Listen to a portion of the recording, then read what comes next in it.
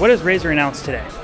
You know, we're insanely happy to be announcing the world's thinnest gaming laptop. I think in a single liner, it's what everyone has been really looking for in a gaming laptop up until today. It takes everything you'd see in an impossibly thin Ultrabook form factor and everything you'd see in a full-size, 14-inch gaming laptop and marries those together. It's impossibly thin, insanely powerful, and it's designed just for gaming.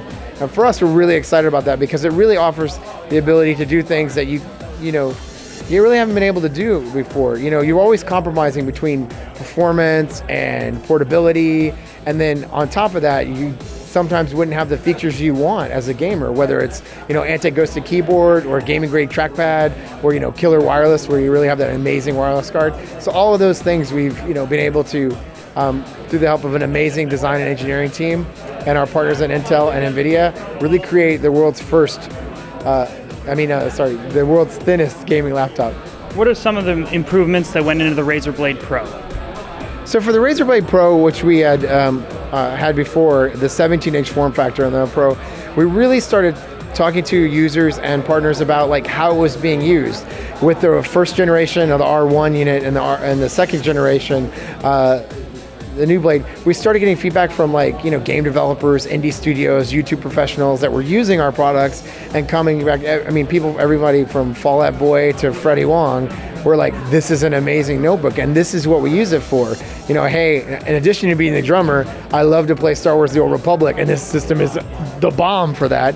And I also can, allows them to take a break from, the everyday of what they're doing, play a little games, get in a different headspace, and then go back to creating music, whether they're using, Tractor or Abbott or whatever they're editing on. So whether it's DJing or whatnot. And so for me, having those conversations with those people who are actually using it every day, it was really kind of incredible. And we went back, took that information and decided how we could enhance the Blade Pro.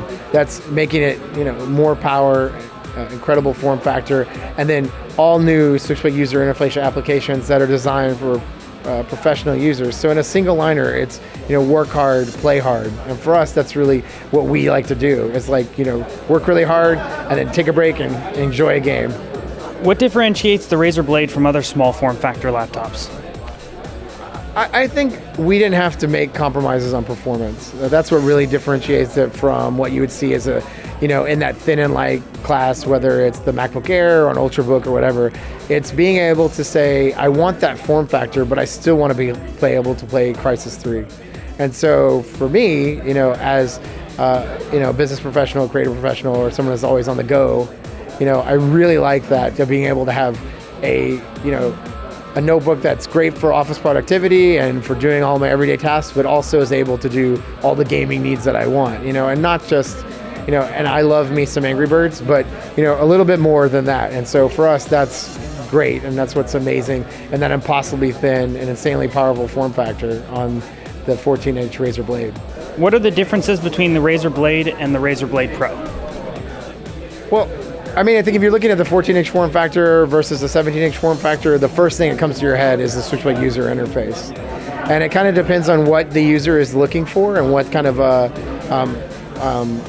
power or tool they're trying to create. Of course, the 17-inch Blade has a little bit a faster CPU, so a little bit more power there, a little bit higher Vantage scores, so a little bit more in the screen real estate. So if you're wanting to do things like creative professionals, Photoshop design, a 17-inch screen is amazing. But the 14-inch Razer Blade is an amazing form factor because it's impossibly thin and insanely powerful. You could take both with you if you wanted to in one bag. And since the power supplies are so small, and what you would normally have in one luggable, you could have two. So it kind of is a choice for the user and what they want. For me, I'm partial to the ability to just play whatever games I want, and that's great across both form factors. With the 765 GTX graphics card, we have been able to cram that into a 7-inch form factor, and then with a shoehorn, get it into a 14-inch form factor. So we've been really impressed with the ability that GPU has to really bring gaming to life. And especially with that and the support of our partners from Intel, the CPU and GPU combinations we have on the 14 and 17-inch form factors are amazing. What went in your decision to get rid of the Switchblade UI for the new Razer Blade 14-inch form factor? I don't know if we got rid of it. I think part of it is like, the size and the form factor and making sure we had the space for that. A part of it is really trying to get the thinnest SKU you possibly can. Sorry about that. The thinnest SKU you possibly can.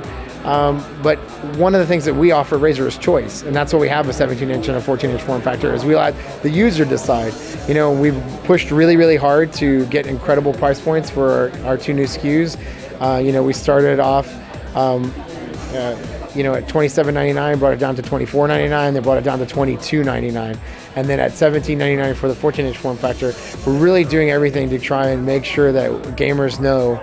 It's a little bit harder for us being a boutique, a smaller PC manufacturer than it would be if we're some of the larger partners, but we definitely are doing everything we can to give it back to our gamers, to our creative professionals. That's one of the reasons why we created an indie program for the Blade Pro and offer those indie developers and funded Kickstarter program partners the Blade Pro at a $9.99 price point. So that's us funding some of it and them funding some of it and us working together to create more games. And that's really what we care about, is more games.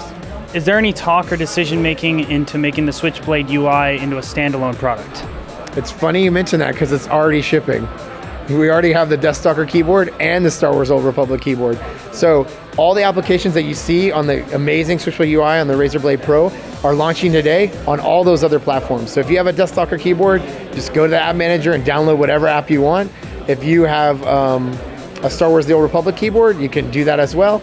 And if you have the Blade Pro. In addition to that, we have an amazing site for the Switchblade UI SDK, and an opportunity for developers and partners can sign up, as well as fans. And we have development kits as well as software to help people create applications. One of the first applications that a user has created is a CPU and GPU monitoring network traffic kind of app that's already now on the Switchblade UI. So we're really excited about that, and can't wait for fans and gamers to get their hands on in all the different iterations. So the Switchblade UI is out there and ready for anyone to try. Get one on RazerZone.com right now.